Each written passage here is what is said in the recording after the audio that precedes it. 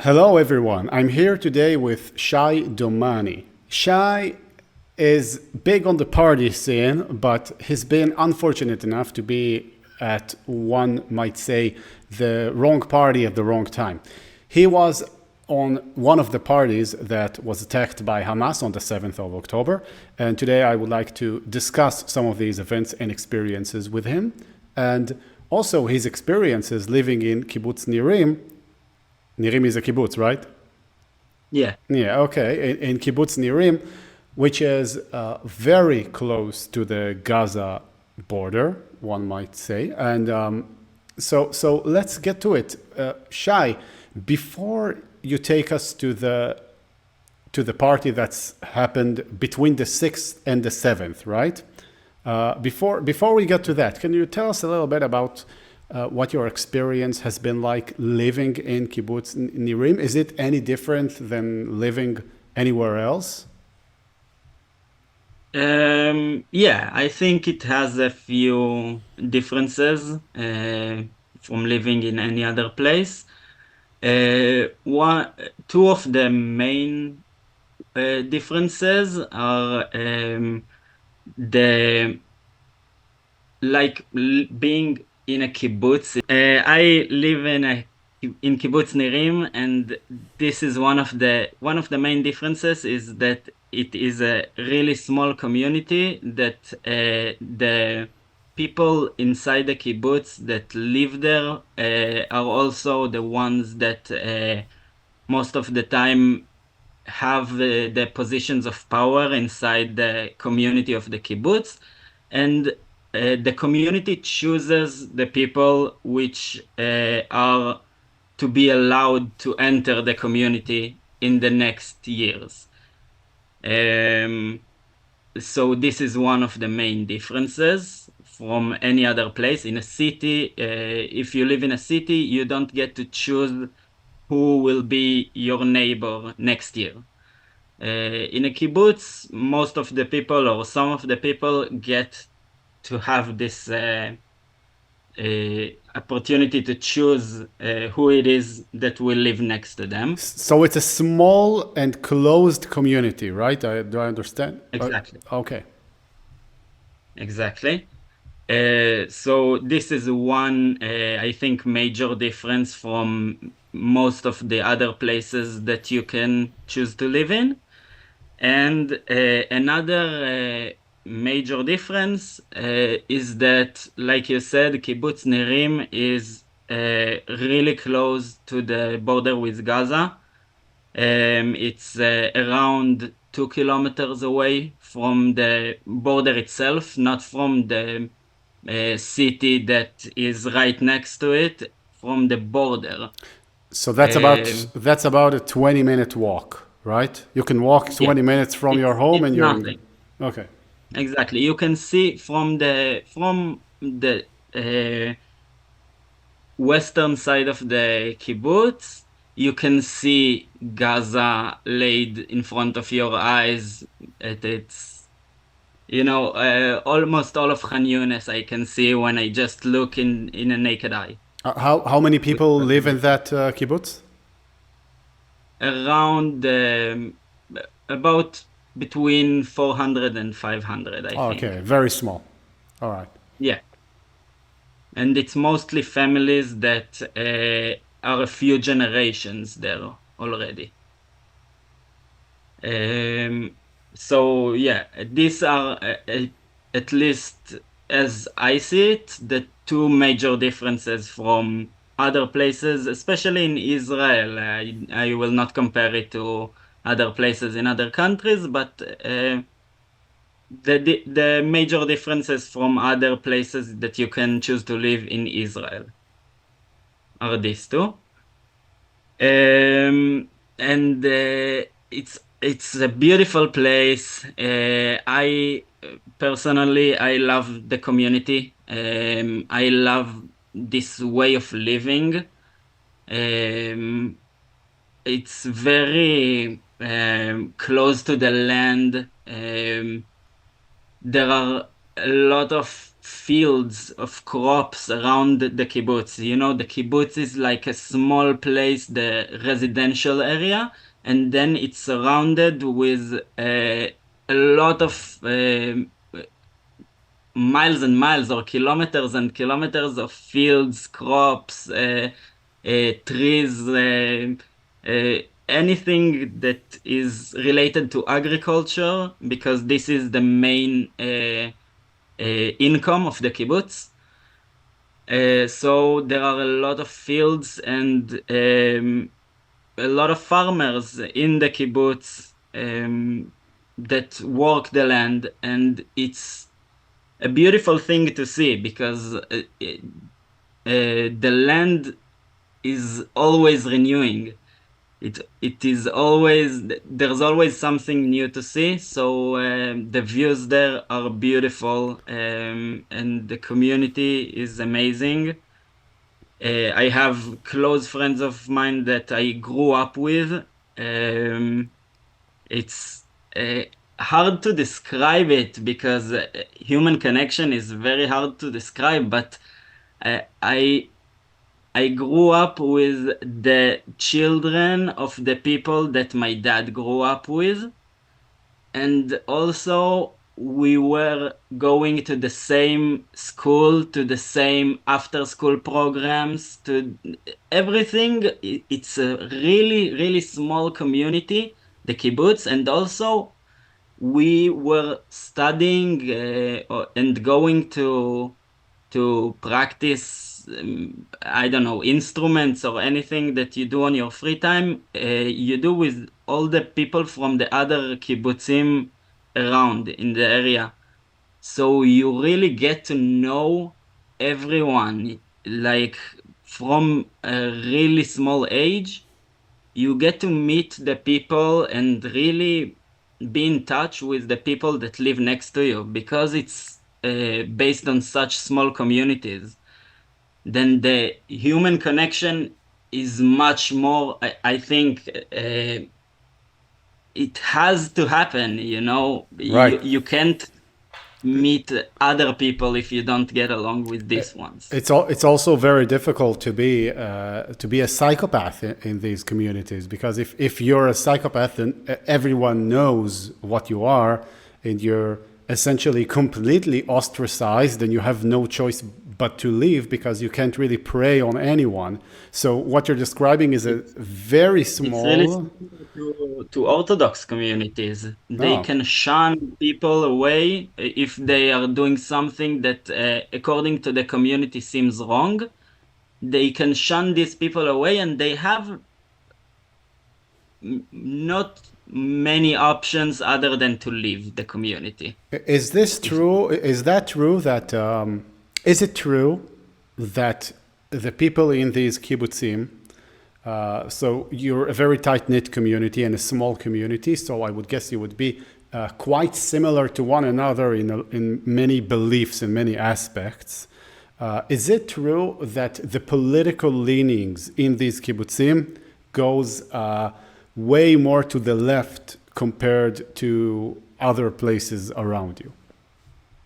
It's hard to say. I will not speak for other people, but I think that it's true that it at least before the October 7th, I don't know the sentiment now, how it changed. It definitely changed a lot of people's opinions on the topic.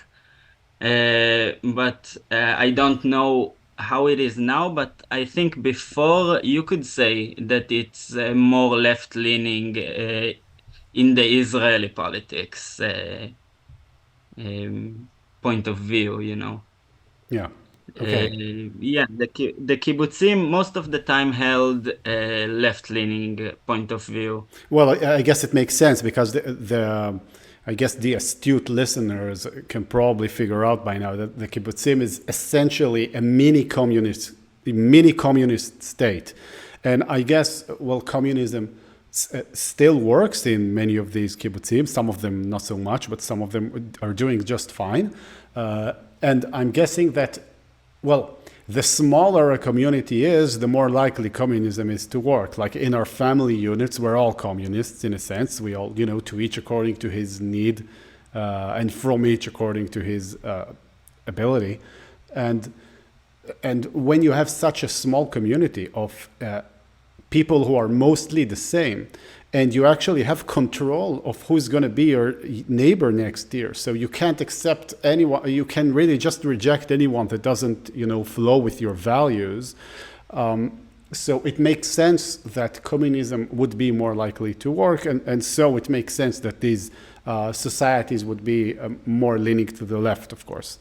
So this is what I'm thinking. I agree, Doran, I agree, but I think it's important to pinpoint the fact that the kibbutzim, at least according to what I know, always flourished inside, like they were little communist places inside the bigger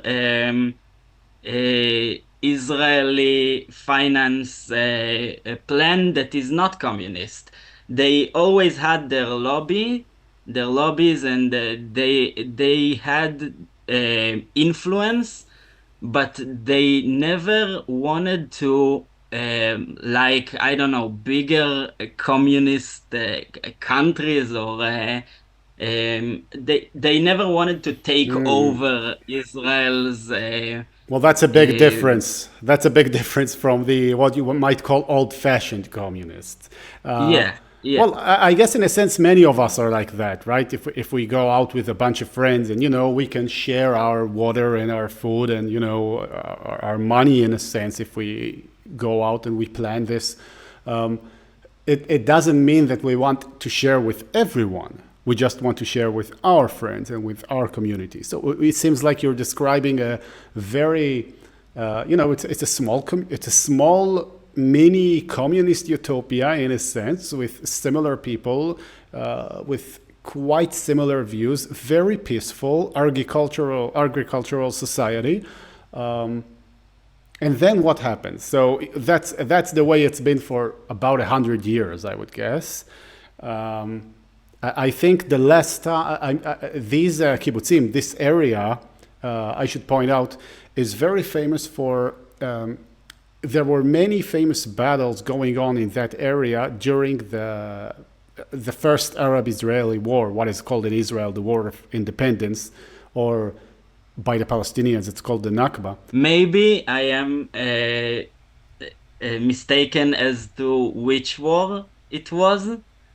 I'm not 100% sure that it was the first one and then the 48 one. It has to be. It has to be the 48 one, because the next one was fought by an Israeli invasion into the Sinai Peninsula, essentially. So there would be no battles around your coast. It's an important battle in this war. Okay, so take us forward. So tell us a little bit about how are you in the entire party scene, and how does that work, and what happened exactly? I'll ask you to go a little bit earlier than that, to the year I was born. I was born in the year 2000, and it was just a few years before Israel's withdrawal from the Gaza Strip. I remember from my childhood, I remember I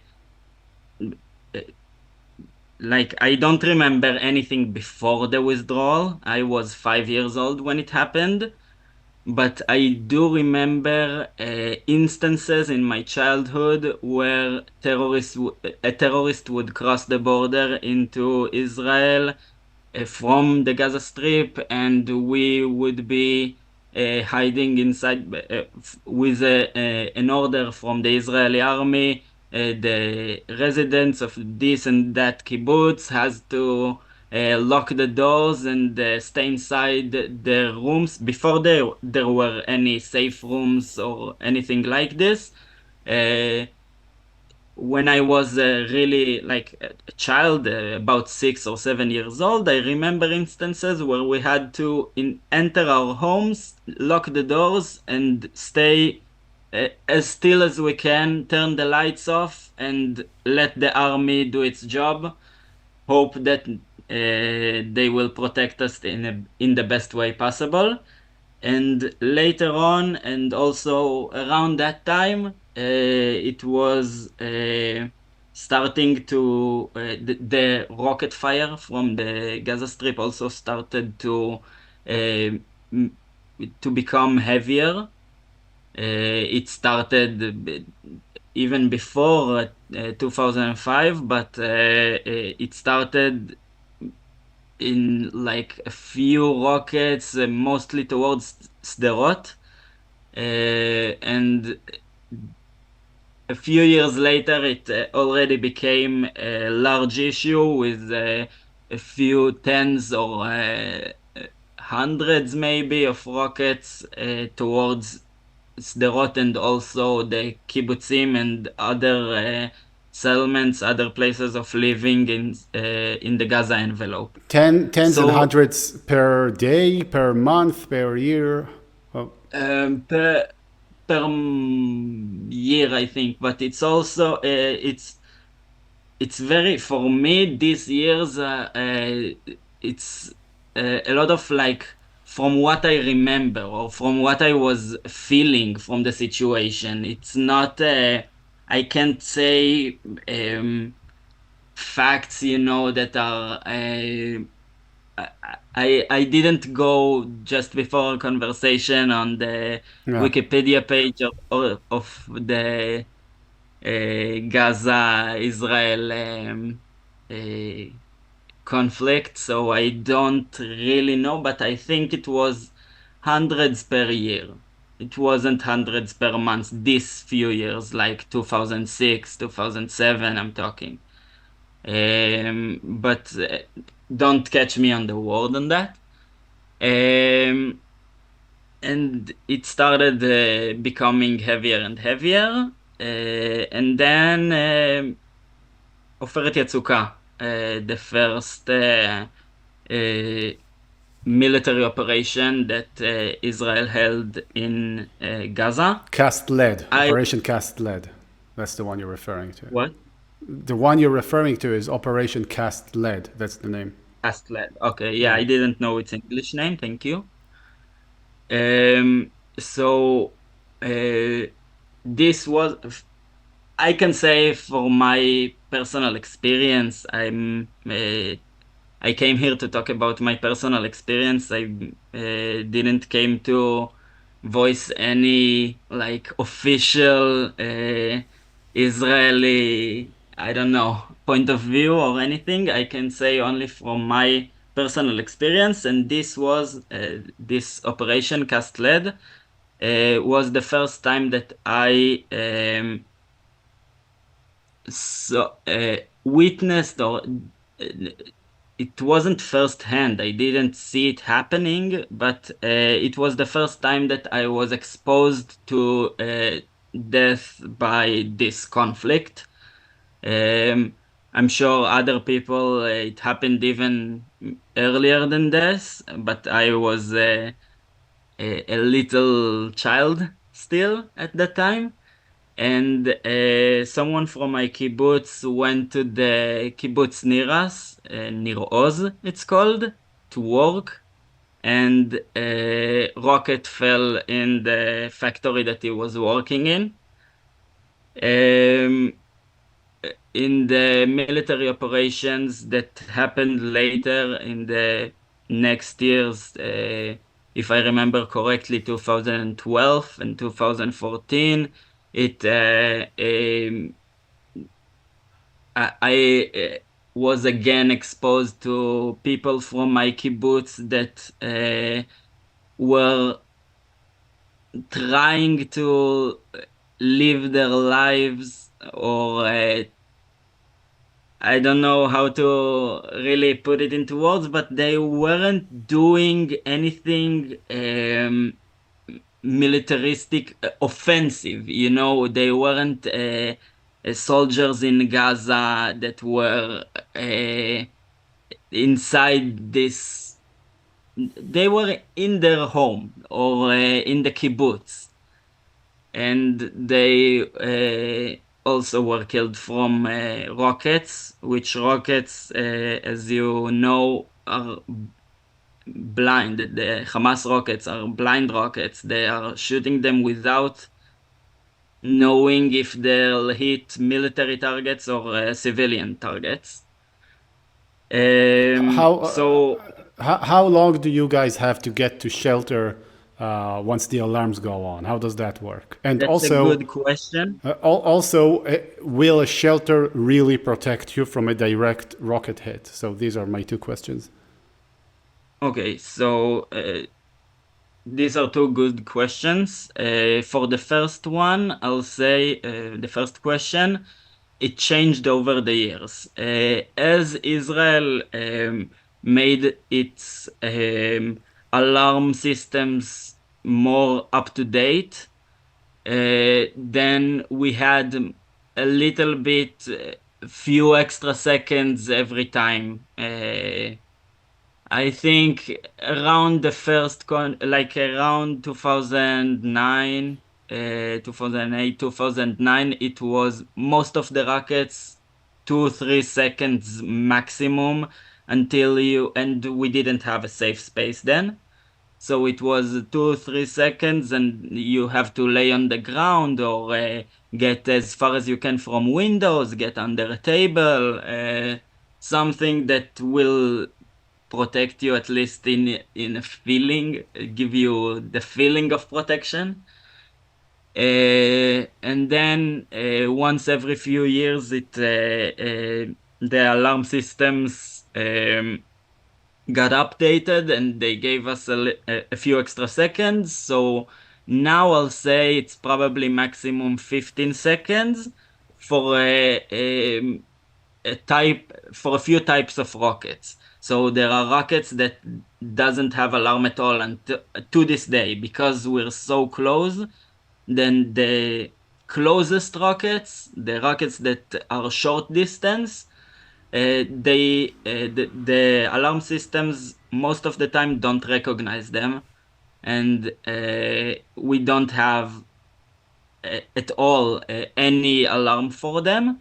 But other types of rockets, they have maximum 15 seconds So nowadays. so you've actually experienced this thousands of times in your life, all in all, I would assume. And okay, and you don't actually live your life making sure that you're always 15 seconds away from a safe space, right? Like it's impossible. Um, yes and no. When you're inside a kibbutz, yeah, you don't always make sure that you have 15 seconds to get to a safe space because for once, few rockets will hit you even without an alarm, so it doesn't really matter. But the the rockets that have uh, alarm systems to recognize them, well, you don't always make sure that you're 15 seconds from a safe space, but if you have a safe space around you, um, well, I can talk about myself after I've lived this conflict or in this situation for a long period of time. Yeah, if I see a safe space and I'm in my kibbutz or in a place that has 15 seconds to get to a safe space, then I'll feel safer to be around that safe space than to be. I'll say just a few weeks ago there was the Memorial Day in Israel, and this year was even like harder than other years because the terror attack of the 7th of October.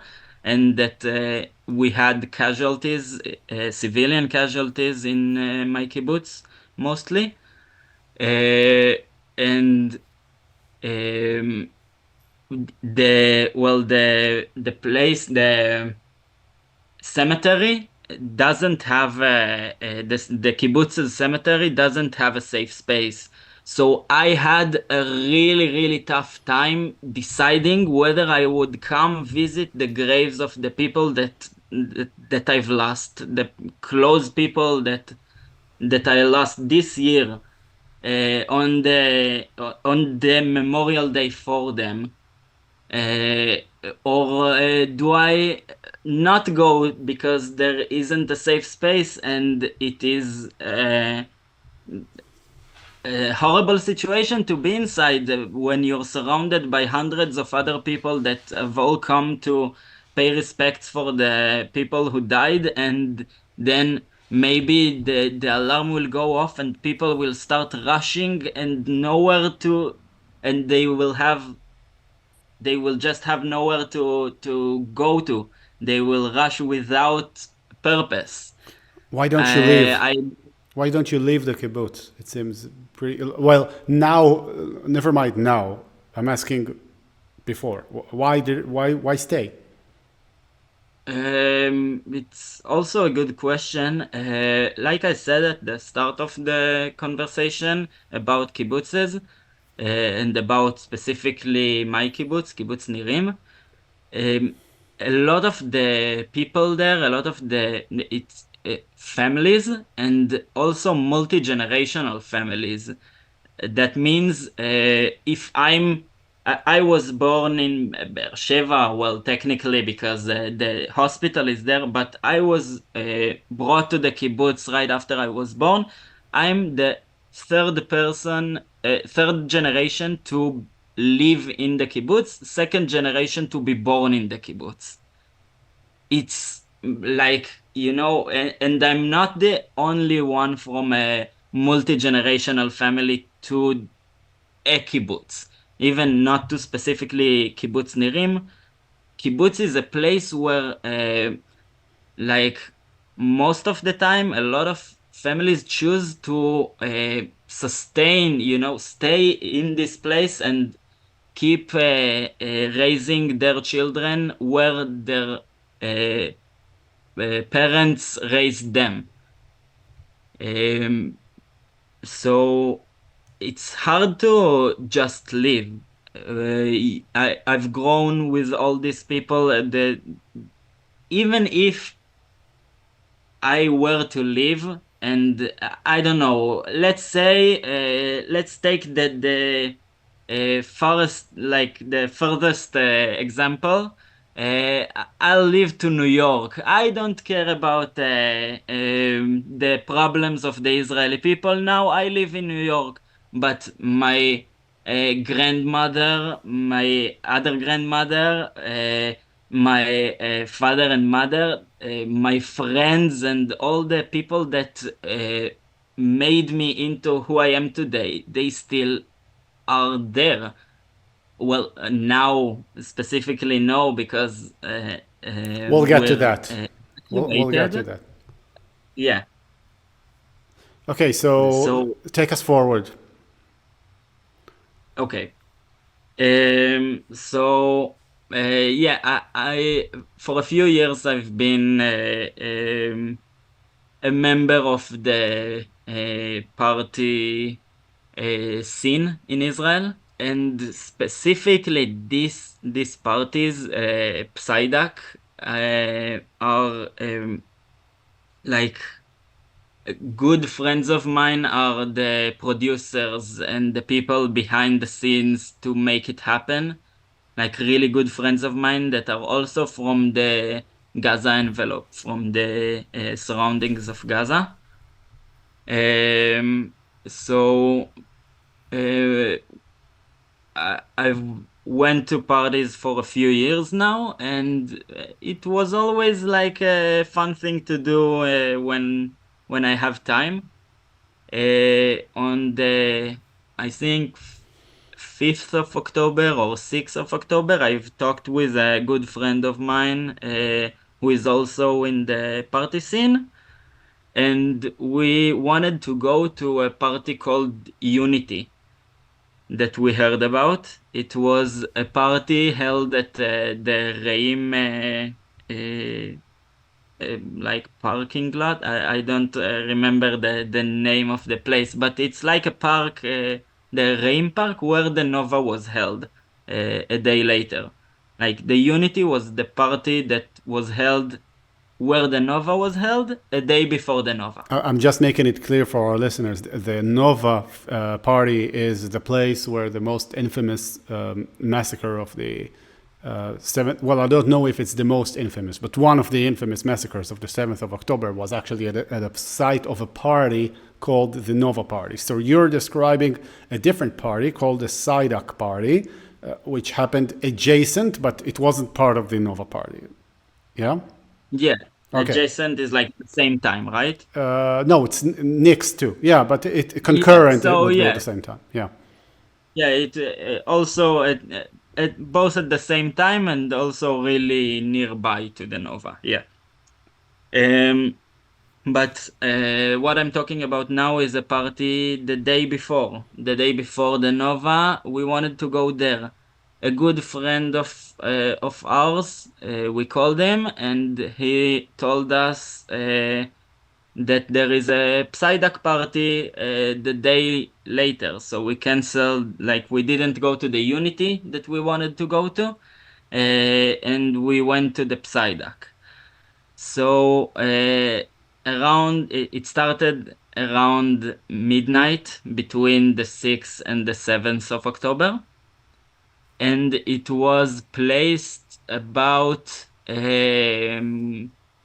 kilometer and a half, maybe, yeah, kilometer or a kilometer and a half eastern to Nirim. Like if you go east to Nirim, maybe kilometer and a half around the avocado trees,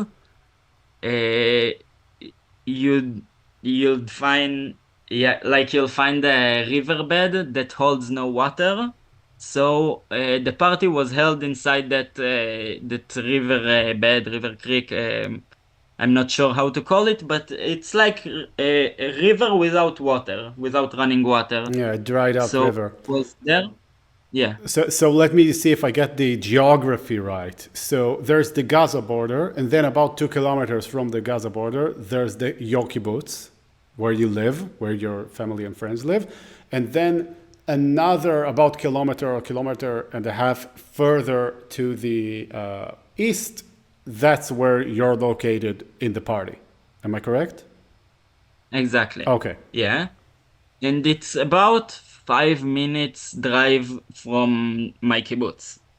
Like, just to put the proportions out there, it would have taken me about 5 minutes of driving to get from the party back to my parents' house in So the it's kibbutz. walking distance essentially. Yes, but I was there with a car, so it's Okay. nothing with like really less than 5 minutes or maybe 5 minutes tops to get from the kibbutz to the party area or back from the party area to the kibbutz. So around midnight, I went there when the party started, met friends, danced, enjoyed the music. Around 4 a.m., I started feeling hungry, and I was really near my house. So I went into the car and I drove home around 5 minutes and made myself something to eat. Came back to the party at around 5 something.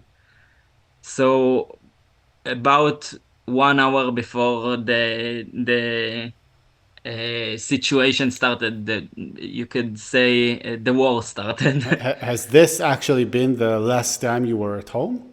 Could it be? Now, no, because I have been during the time of the evacuation, the war. I've been to my house a few times to take a few things that are necessary, and I see. also made it like clean a little bit because my parents left the place after they've been 12 hours. My family, Go on, go they on. We'll left. get to that. We'll get to that. Okay. So I went back to my home, made myself something to eat, came back to the party at around 5:30, maybe tops. I came back to the party and I came back to dancing. I didn't know that there's anything wrong at that time. 6:23, I have still a video of the party going on. It was 5 minutes, maybe 6 minutes before the first alarm went off. So when no one knew that there's something wrong, but the terrorists were probably already on the border, I have a video of the party still um, playing music. And then 6:29, 6:30 a.m. On the 7th of October, alarm started going off. For me, as a person who uh, knows the area geographically, but also knows the sentiment and knows like uh, to feel when something is wrong. Like I felt from the first alarm, I felt that it's not the regular scenario of rockets from the Gaza Strip. This barrage from the first second felt to me different. I don't know why. I still don't know to put my finger on what felt different, but already on the first alarm that I heard, I felt that something is different this time. I called the friend that came with me to the party. I was around the car. I went to bring some stuff from the car, and I called him to come to where I am, near where the cars were. And I told, like, he asked me, let's get into the car and drive home as fast as we can, because we're 5 minutes away from home. Uh, I was too afraid to go inside the car under a barrage of rockets, so I told him I don't want to go inside the car. I want to stay here for now until there's a few minutes of stop in the rockets, until the rockets stop for a few minutes. Um, I When I was talking with him on the phone, I already looked around because I knew that we're in a place where there is no safe space, no, concrete, hard concrete to protect us. So we need to find the next best solution. Then I scanned with my eyes while I was talking with him on the phone before I even saw him. I scanned with my eyes where we might go to protect ourselves, and I saw shallow place in the riverbed. Like a Like, trench. Like a trench? yeah, Okay. yeah, exactly. Like something the river made a turn, and there is a small shallow place that a few people can get inside and like be protected from two sides with land, with the ground that is just in this way Yeah. protects them from rockets at that time. Um, and we went there, me and the friend that I was with. At that time, I also called my mother. This is what I wanted to state earlier. My parents are from the kibbutz. My grandmothers, both sides, live in the kibbutz, lived at least until this war. So when I was in the party under this barrages of rockets, they were in their homes.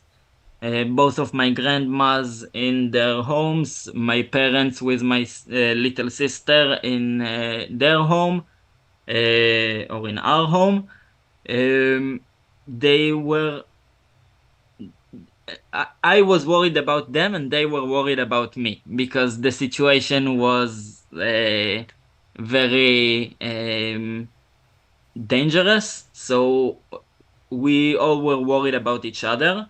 So at that time, I called my mom and she asked me not to go into the car at that time and to call the head security of the kibbutz. If he answers me, then good, and ask him what to do. If he doesn't answer me, don't get into the car right now. Try to protect yourself. It was at the time when we still didn't know there are terrorists inside of Israel. That's weird, though. Isn't that a strange response?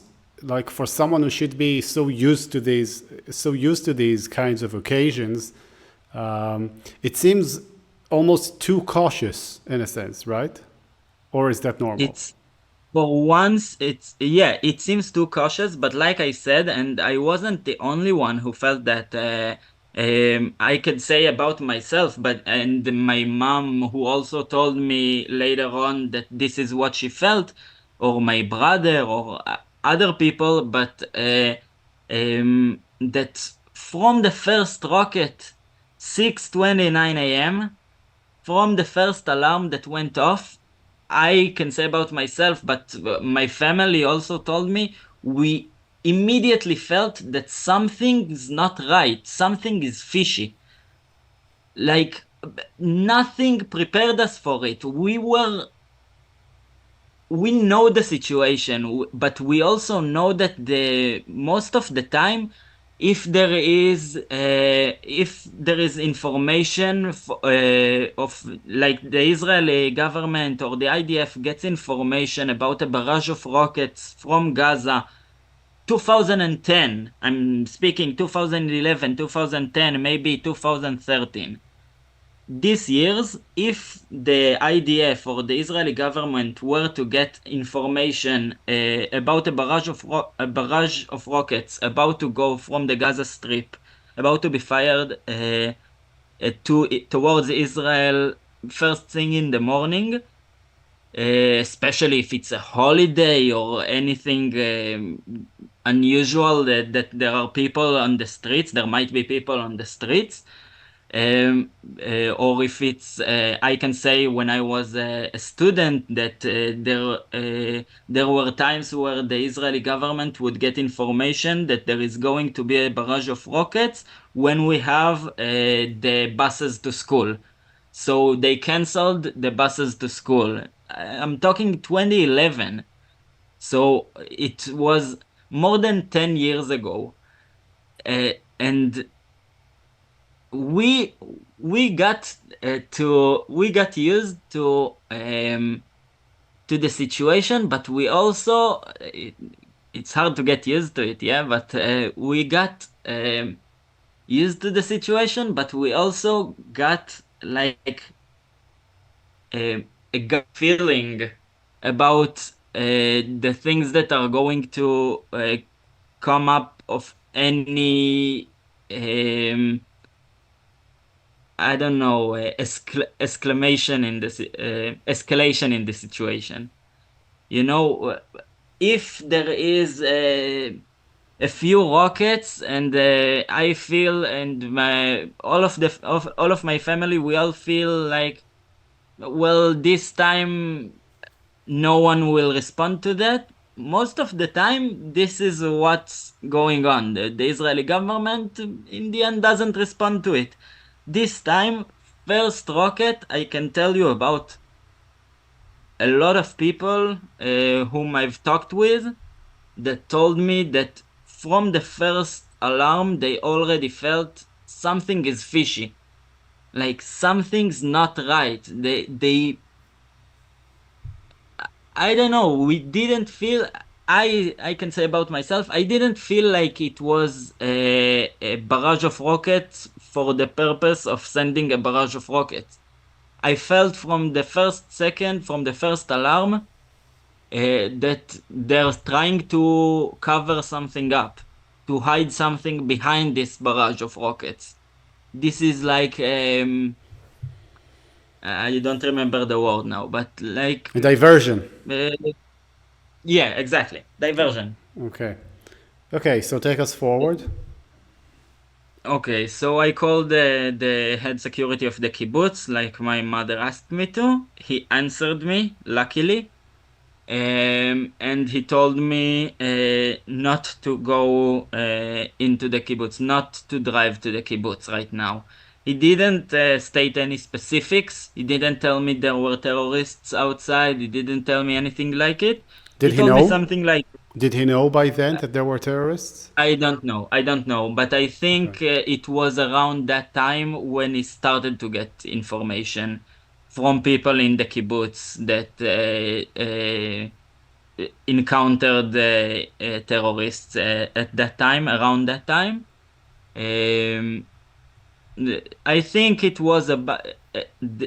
I'm talking right now about 7:20 a.m., 7:15, 7:20. I called him, and I think it was about that time where when he started getting information about terrorists inside the kibbutz, so inside Israel.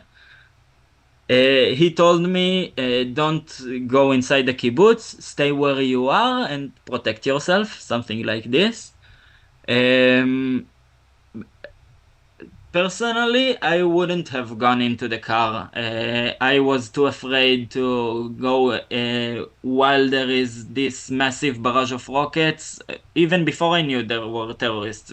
When I knew there were terrorists inside of Israel, of course I wouldn't drive in this situation. But under this barrage of rockets, I was too afraid to get inside the car. So I didn't, I had no intention of going inside the car, but, and driving to the kibbutz. But the other people that were with me, wanted to, go to the nearest safe space possible. And the head security, once he gave its word, the head security of the kibbutz, once I called him and he gave his word, it was strong enough of a word to keep them, the people that were with me, with us, with me and the friend that I was with, uh, out there. It was a strong enough word to keep them there and not so that they won't leave while the situation is still escalating. Um, and then we started receiving phone calls from other people at the party who left, who once the rocket started, went inside the car and tried going as fast as they can away from danger.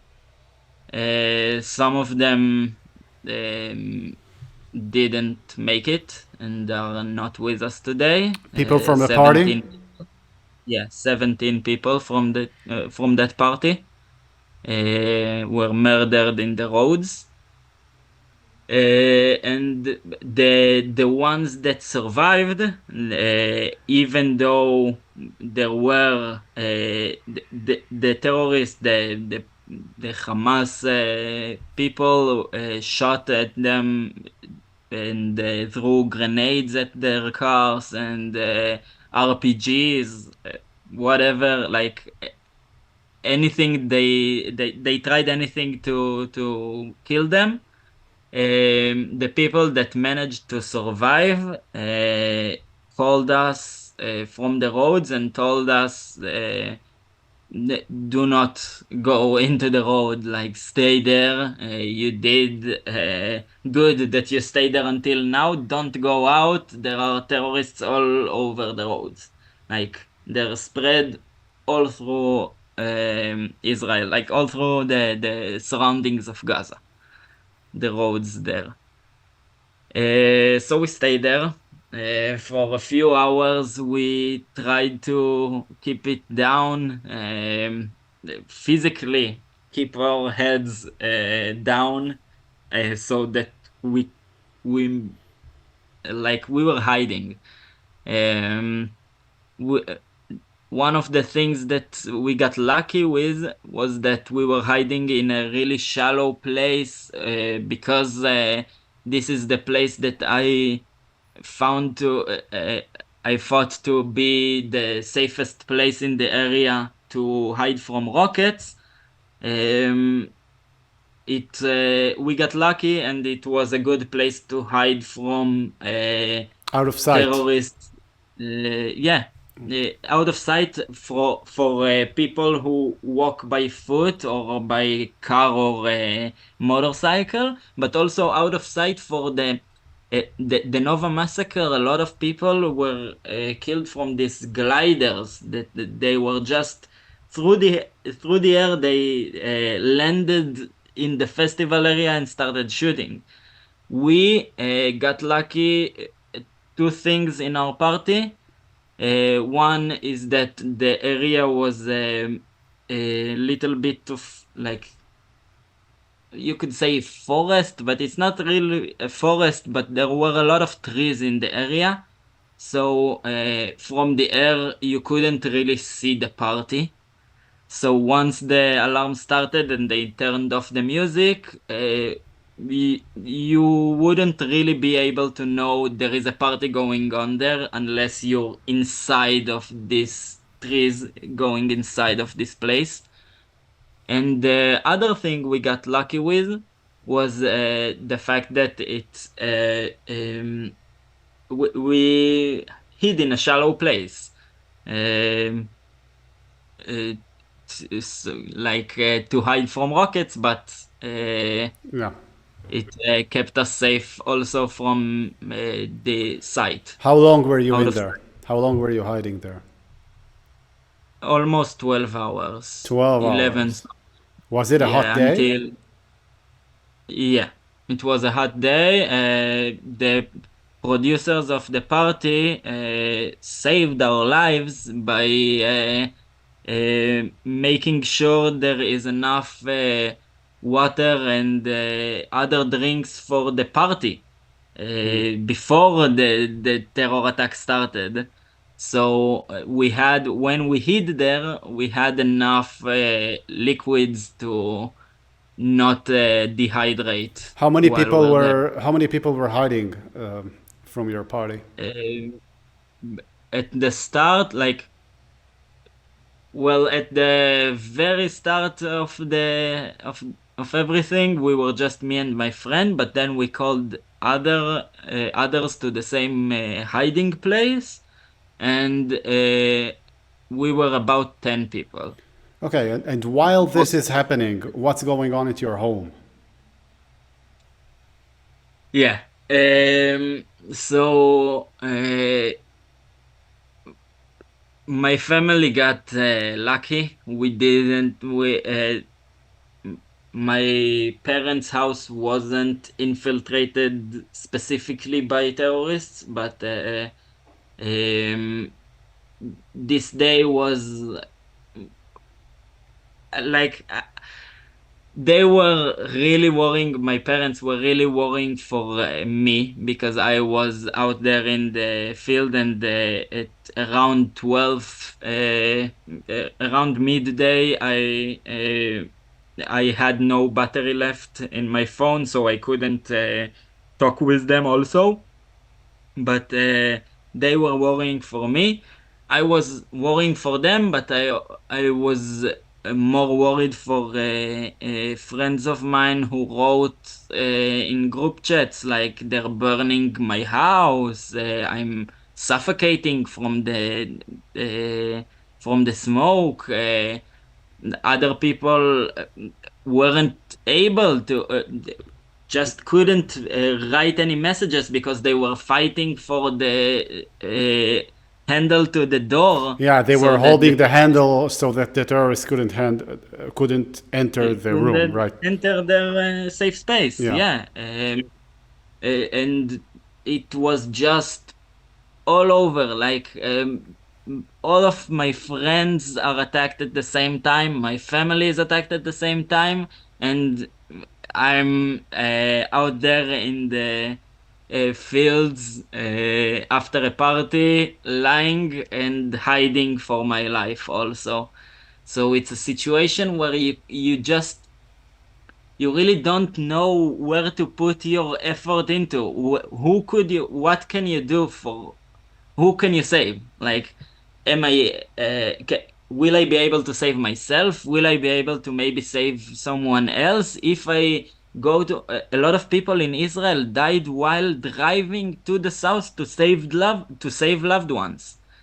So it's I can't even describe. Like my grandmother's house was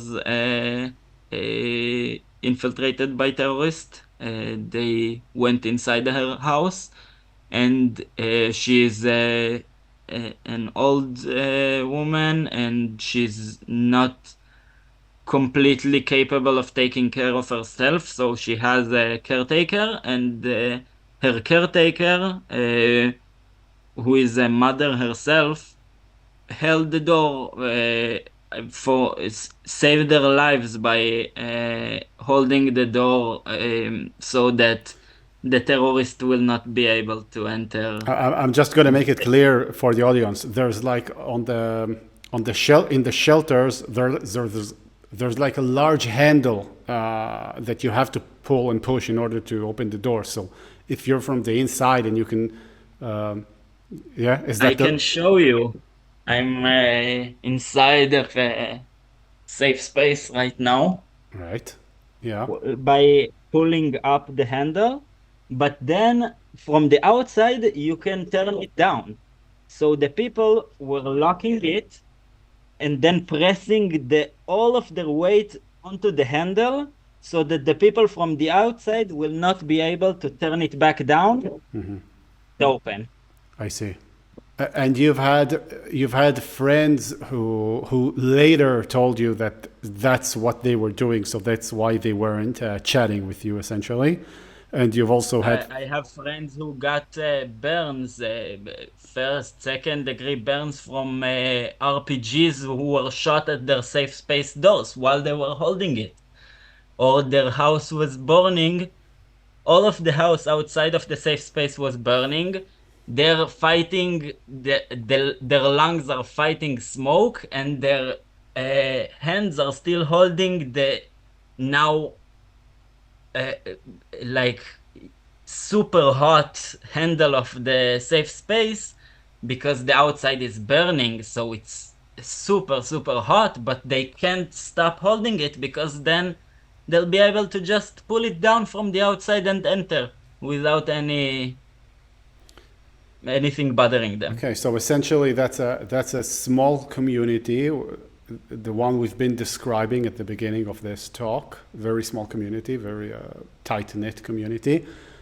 So what you're describing is essentially the destruction of this community. You know, it has many people, many Jews at least, thought of the Holocaust on the 7th of October. Many Jews thought of the Holocaust on the 7th of October. And, the Holocaust was like a large scale destruction of Jewish life in Europe. And what you're essentially describing here is a small scale destruction of the Jewish community. Well, not in Europe and not in the entirety of Israel, but certainly in any place that Hamas could get their hands on. And that's you, essentially. I think that a few of the major differences or the core differences between these two instances, let's call it, between the Holocaust and the 7th of October, the major things to notice when you're comparing between these two is the fact that the Holocaust was a few years long, and the 7th of October lasted for a day. Obviously, it's called the 7th of October for a reason. It was one day. It still, some of the kibbutzes were not freed on the first day of the war, but most of the damage was done in that day, let's say. And so the scale, like you said, one day in comparison to a few years, and also the fact that, like you said, the Holocaust happened in Europe when the Jews had were in the diaspora, were all over the place in different countries, were not a unified force. And now, for 76 years now, we're inside the land of Israel. We've established a country in this land, a country for the Jewish people, so that the Holocaust will never happen again. One of the major goals, or the the major things that Israel is built on is the like strong memory of the Holocaust, and the um, wishful thinking, or the one thing that brings this country together is to try and make the Holocaust never repeat itself ever again, never again. That's a really big saying after the Holocaust, of Holocaust survivors and of people of Israel, Jewish people all over the world. We say never again. And then inside a country where we are able to defend ourselves for years now, it happened to us.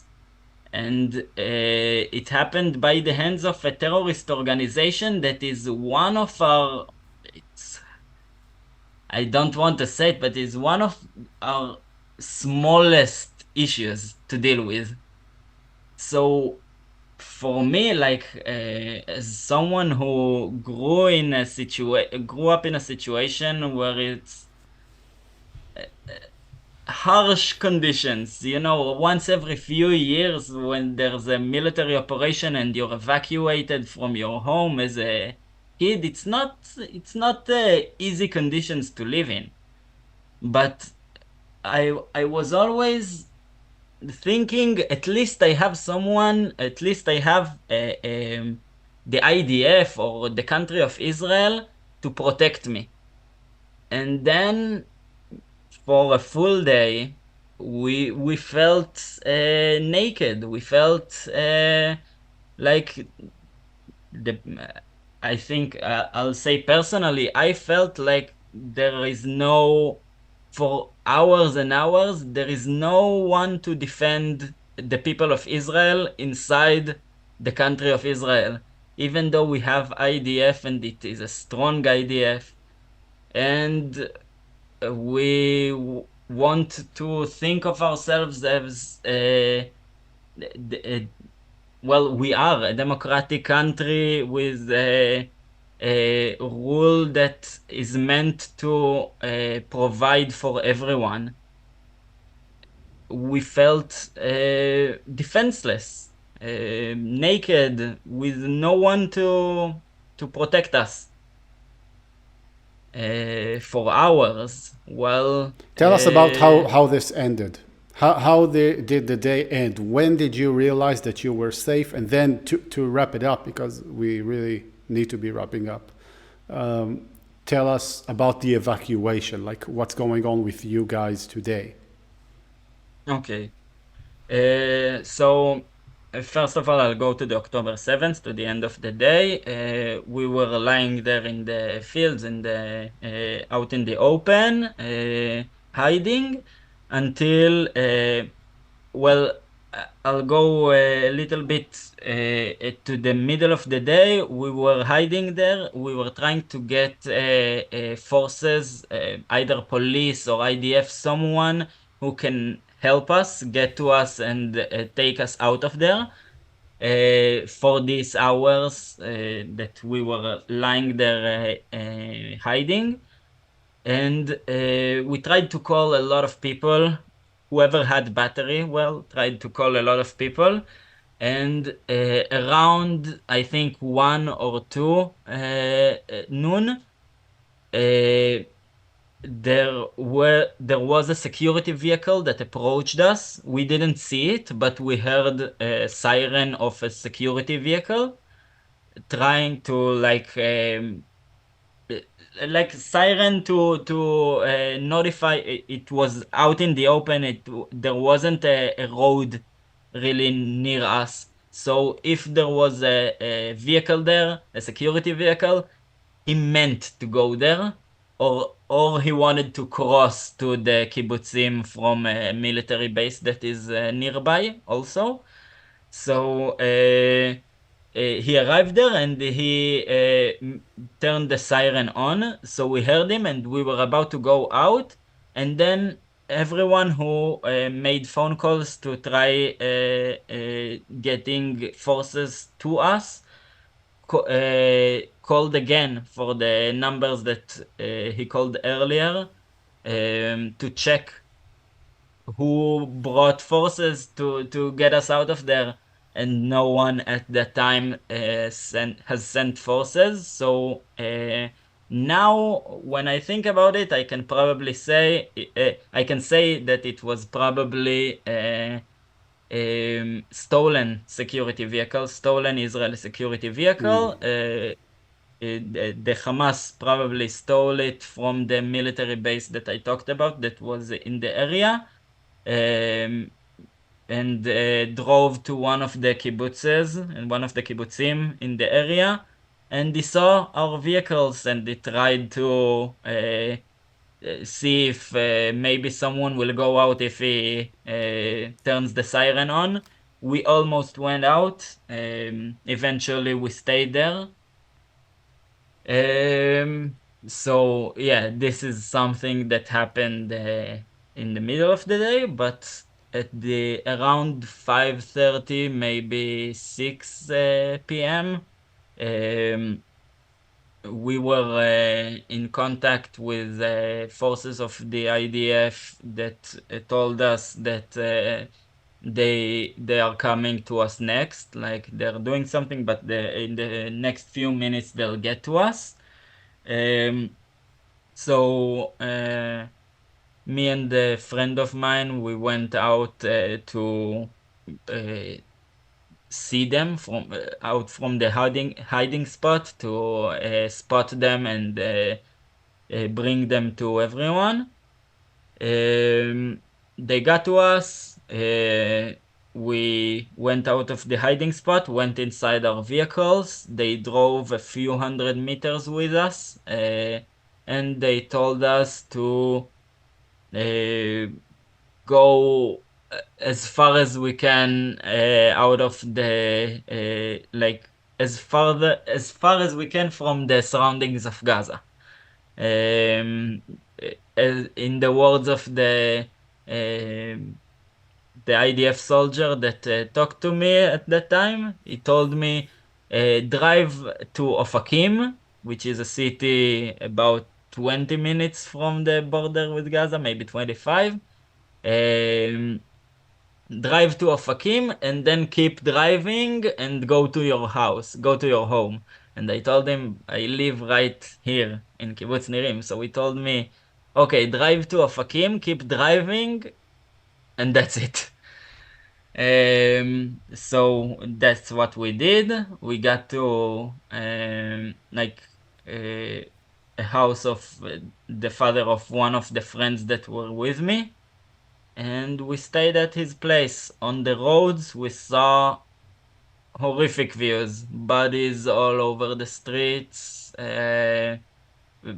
exploded vehicles on the sides. It was war all along the road. Like you could see while you're driving on the road that I know like the back of my hand. I know this road. I've driven on it maybe hundreds or thousands of times. And to see bodies on the ground and exploded vehicles and all these things, it was just you could see, okay, we're in a war. This situation is not what we're used to. This is not a military operation. We were infiltrated by a lot of blood-seeking terrorists, and the situation now is even more complicated than it was before, and it was never easy. Okay. And now you're essentially homeless? Um, yeah, you could say.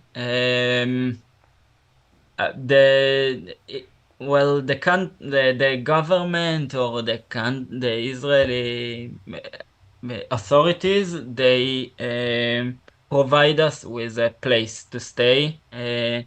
At first, it was in Eilat, where most of the people who got evacuated from other parts of Israel in the south, in the north, were staying in hotels in Eilat at first. Now it's different for every kibbutz or settlement, moshav, or any other or city. It's different for each and every one. My kibbutz, most of the people were evacuated to Be'er Sheva. I personally talk with you right now from the apartment that I'm not paying for, that I am evacuated to in Be'er Sheva, inside Be'er Sheva. I see. So we're homeless in the sense that we can't stay in the place that we call home. Is your In a sense that how many people did you lose in the kibbutz? so in my kibbutz, six people died, but, and but not all of them were from the kibbutz. Because it was a holiday in Israel, then a few people came to visit family members, and so not everyone is people that I know, even though it's a close community, because some were visitors. Yeah, so six people got killed on this day, and six people got kidnapped So from that's a terrible from story. That's a story that's hard to imagine, but and it's even harder to imagine that I guess in a certain sense you got off easy because yeah, and that got I it can way say, worse. Doran, Yeah. I'm sorry for interrupting, but the kibbutz right next to us, my kibbutz is kibbutz Nirim. The kibbutz less than kilometer away from kibbutz Nirim, there is kibbutz Nir Oz. Kibbutz Nir Oz was, I can't even describe how horrible it is for them. Over 100 people from kibbutz Nir Oz were kidnapped. Over 100 people, and it's the same scale like kibbutz Nirim, around 400, 500 people. So more than a quarter of the kibbutz's population, the kibbutz next to us, not kibbutz Nirim, more than quarter of the population got either killed or kidnapped in one day. More than quarter of a community that is close community and very like connected, interconnected. Yeah, and you get and so you got off easy in a sense. I mean, you didn't get off easy, but you could say that, and Exactly. also in the party This because you was could have been at the Nova. definitely, but this was one of the things, the mind-boggling things for the October 8th, 9th, for the week after this. We were talking between friends in the hotel that we were evacuated to. And we were all, you could say, like in a horrible place, in a horrible situation, but we talked and we were saying we got off easy. We made it, like, with less than 10 people who got killed and less than 10 people who got kidnapped from the kibbutz. The kibbutz right next to us times 10 in both of these, more than even times 10.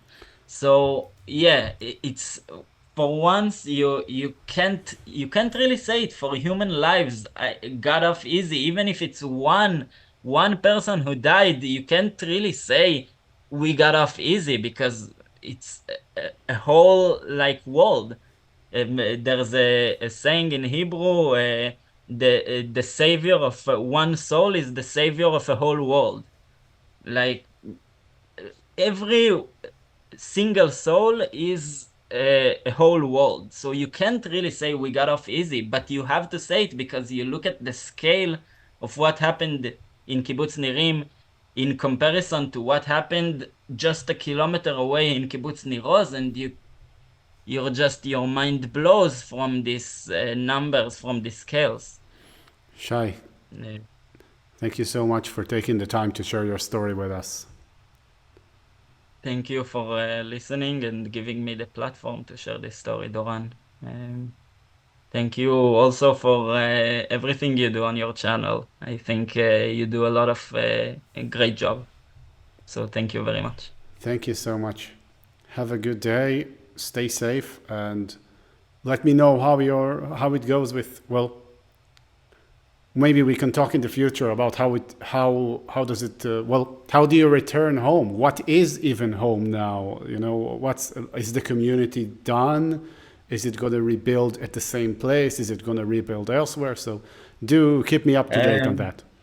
I will add that I'm wearing right now a t-shirt that says חוזרים לנירים, going back to Nirim. It's a t-shirt that like the kibbutz has issued as to this war, like during the war. To It's like the flower lost a few leaves. Like you say, like you see, it also looks like a broken heart.